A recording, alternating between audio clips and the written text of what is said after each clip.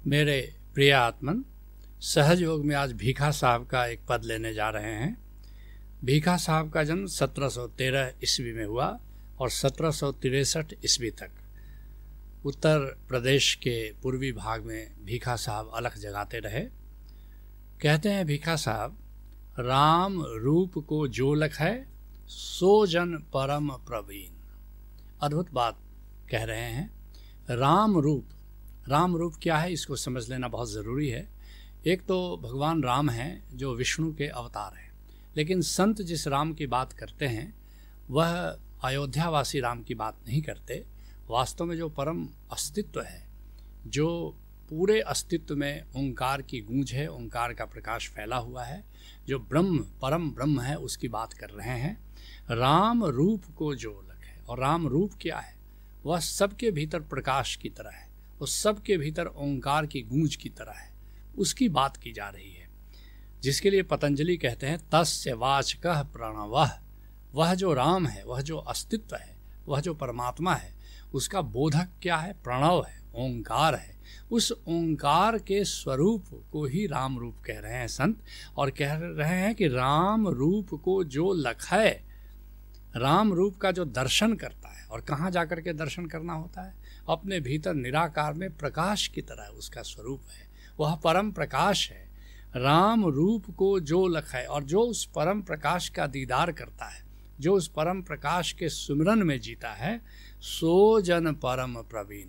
वही व्यक्ति, वही साधक, वही संत चतुर है, सयाना है, ज्ञानी है। स्वामी योगानंद कहते हैं कि बुद्धिमान कौन है? जो परमात्मा की खोज करता है। और सफल कौन है? जो परमात्मा को पा लेता है। इसको एक नए अंदाज में सुनो। धन्य है लोग वे कामिल मुर्शिद जिन्हें मिल गया, और धन्य है शिष्य वे जिनको दीदारे रब हो गया। रब का दीदार जिन्होंने किया। और कहाँ जाकर के रब का दीदार होता है? वह भीतर जो परम संगीत गूंज रहा है, वह जो परम प्रकाश फैला हुआ है, बस वहीं जाकर के उसका दीदार करना होता है। कहते हैं भीखा साहब, राम रूप को जो लखै असो जन परम प्रवीण। ऐसा नहीं जिसने धन कमा लिया, कि बहुत ऊंचे पद को जिसने प्राप्त कर लिया, जिसने प्रतिष्ठा अर्जित कर ली, उसको वो कोई सयाना नहीं हुआ। वास्तव में असली सयानापन, असली बुद्धिमत्ता है अपने भीतर के प्रकाश को जानना, अपने भीतर की आत्मा को जानना और आत्मवान होकर के जीना। यही असली बुद्धिमत्ता है। कहते हैं भीखा साहब, सो जन परम प्रवीण लोक अरु वेद बखाने। कहते हैं भीखा साहब, ये कोई मेरी बात नहीं है। सारा संसार, सारा लोक भी उन्हें ही आदर देता है। संतों को जितना सम्मान संसार देता है, उतना सम्मान वो किसी को नहीं देता। और वेद भी उन्हीं का गुणगान करता है। तो लोक की मानो तब भी राम रूप की खोज करो, और वेद की मानो तभी भी राम रूप की खोज करो। जिसके लिए कबीर साहब कहते हैं, सबदय वेद पुराण कहत है। सारे वेद, सारे पुराण उस ओंकार की बात कर रहे हैं। ओम इति ब्रह्म, ऐसा उपनिषद कहता है। सबदय वेद पुराण कहत हैं, और शब्द ही सब ठहरावे। और सभी उसी शब्द में, उसी ओंकार में, ओंकार को ही संतों ने शब्द कहा है। और शब्द ही सब ठहरावे। और जो परम संत हुआ है वो कौन है? वो जो शब्द में ठहर गया है, ज्यों का त्यों ठहर गया है, जिसने अचल परमात्मा को जान लिया है, उस अचल पद में जो स्थिर हो गया है। और शब्द ही सुर नर मुनिजन गावे। और देवता हो कि मनुष्य हो कि मुनि हो, सभी ओंकार के गीत गाते हैं, सभी ओंकार की महिमा को मंडित करते हैं। और शब्द भेद नहीं पावे।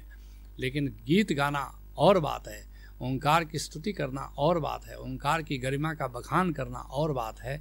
और उस ओंकार को पा लेना, उससे एकत्व प्राप्त कर लेना बिल्कुल और बात है।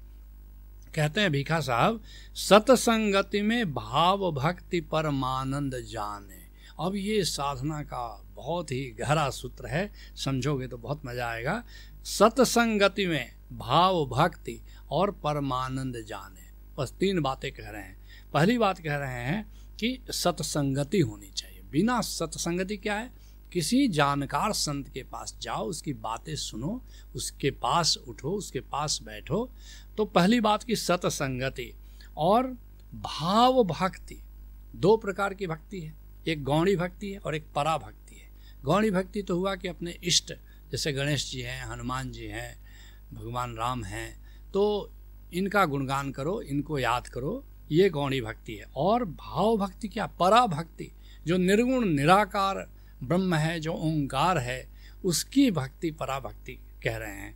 तो पहली बात सत्संगति करो, दूसरी बात अब परा भक्ति की ओर जाओ, इष्ट भक्ति से एक छलांग लगाओ, परा भक्ति में जाओ। और तीसरी बात करें परमानंद जाने। परमानंद, ये निर्वाण की बात सीधे कर रहे हैं। एक तो जगत के सुख है, नहीं, उसकी बात नहीं हो रही है। भीतर एक अकारण सुख है, उसको दिव्य आनंद कहते हैं। वो आत्मा का आनंद है, वो आत्मानंद है। और उस आत्मानंद को जान लो तो पूरे विराट में फैले हुए आनंद को जब जानते हो, जैसे ओशोधारा के निर्वाण समाधि में आते हो, तब उस परमानंद को जानते हो। तो उसकी बात संत कर रहे हैं, जिसके लिए संत दादू कहते हैं, मन निर्मल थिर होत है और राम नाम आनंद। पहले थिर हो जाते हो, भीतर निराकार में जाकर के मन थिर हो जाता है, और फिर क्या होता है? राम नाम आनंद। वह जो ओंकार गूंज रहा है, उससे जुड़ करके आनंद तत्व को जान लेते हो। और दादू दर्शन पाइए पूरन परमानंद। अब तीसरा स्टेज आता है कि उस विराट परमानंद से तुम जुड़ जाते हो। कहते हैं भीखा साहब, सकल विषय को त्याग बहुर परवेश न पावे। जब परमानंद प्राप्त हो जाता है तो निर्वाण घटित हो जाता है, और तब सकल विषय, बाहर के जितने विषय और भोग है, वो सबको तुम छोड़ देते हो। छोड़ क्या देते हो? वो छूट जाता है। जब परमानंद का बोध हो जाता है तो विषय भोगों में तुम्हारी रुचि ही नहीं रह जाती है। और सकल विषय को त्याग और बहुरी परवेश न पावे। जैसे ही परमानंद को जानते हो, निर्वाण घटित हो जाता है, तुम कामनाओं से मुक्त हो जाते हो और तुम परम मुक्त हो जाते हो। और फिर से जन्म मरण का जो चक्र है, इससे भी मुक्त हो जाते हो, और फिर से गर्भ में आने की अब ज़रूरत नहीं होती। भोग भी छूट जाता है और इस तरह से मुक्ति मिल जाती है।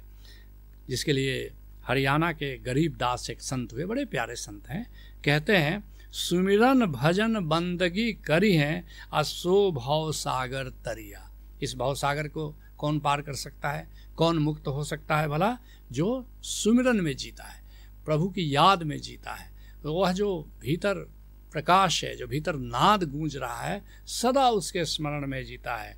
और जूनी संकट मिटय तास की। और योनि में आने का जो चक्र है, नाना प्रकार की योनियों में जो भटकते रहते हैं, बस उससे तुम मुक्त हो जाते हो। और गर्भवास नहीं परिया, और फिर गर्भ में आने की कोई आवश्यकता नहीं रह जाती है। कहते हैं भीखा साहब, केवल आपे आप में आप छिपावे। अब ये बड़े रहस्य की बात है, इसको जो अनुभव करोगे तभी इसको ठीक से जान सकोगे। फिर भी इसको समझाने की कोशिश करते हैं। सुनो, केवल आपे आप है। बस जैसे कैवल्य समाधि में जब आओगे ओशोधारा की, तब इस बात को जानोगे, मुझे मेरी मस्ती कहाँ लेके आई, मेरे सिवा कहीं कुछ नहीं है। अहम ब्रह्मास्मि, पूरा ब्रह्म मेरा ही विस्तार है। केवल आपे आप, और कोई है ही नहीं दूसरा। कैवल्य, जिसको कैवल्य ज्ञान कह सकते हो, केवल अपना ही विस्तार है। जैसे पोखर सोचे डूब जाएगी, बाढ़ आ जाए मान लो, और सोचे कि समस्त जल राशि मेरा ही विस्तार है।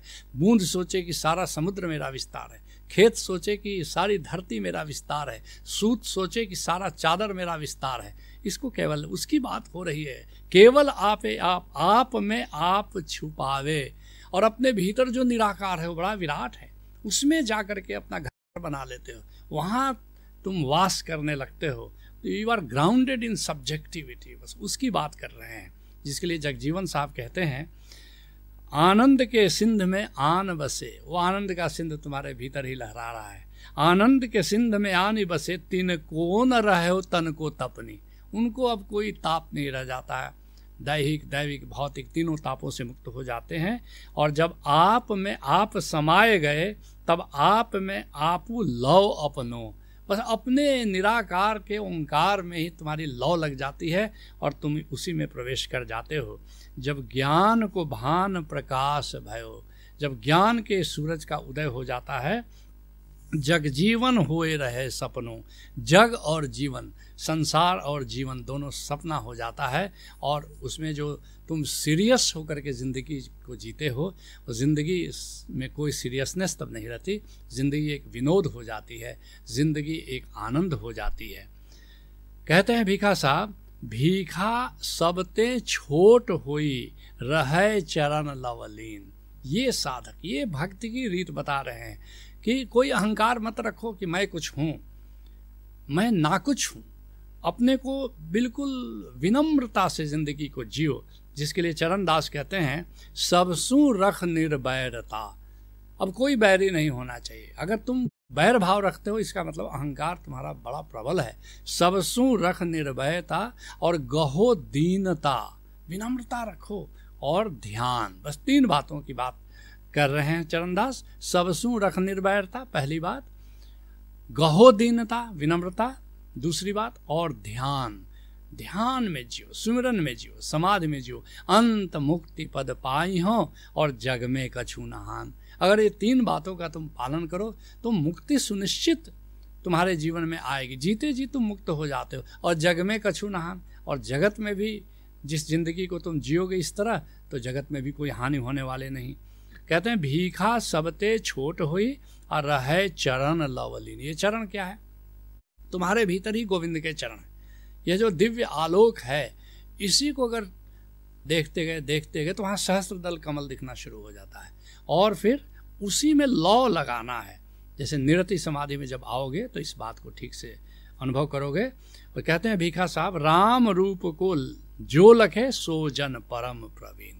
जो राम के रूप को जानता है, जिस ओंकार के प्रकाश को जानता है, ओंकार के संगीत को जानता है, बस वही समझो कि परम प्रवीण है, परम सयाना है। जिसके लिए बावरी साहिबा कहती है, बावरी रावरी का कहिए मन वय के पतंग भरे नित भावरी। कहती है बावरी कि हे गोविंद, मैं तुम्हारी बात क्या करूं, मेरा मन तो पतंग होकर के तुम्हारी लौ के चारों तरफ फेरा डालता रहता है। और भावरी जान ही संत सुजान, मगर इस तरह का भावर जो ओंकार के चारों तरफ लगाया जाता है, कोई सुजान संत ही जानता है। जिन्हें हरि रूप हिये दरसावरी, जिनको अपने हृदय में भी हे गोविंद तुम अपने रूप का दीदार करा देते हो। तुम भी किसी कामिल मुर्शिद से जुड़ो और भीतर जो राम रूप है उसका ज्ञान प्राप्त करो और उससे लौ लगाओ।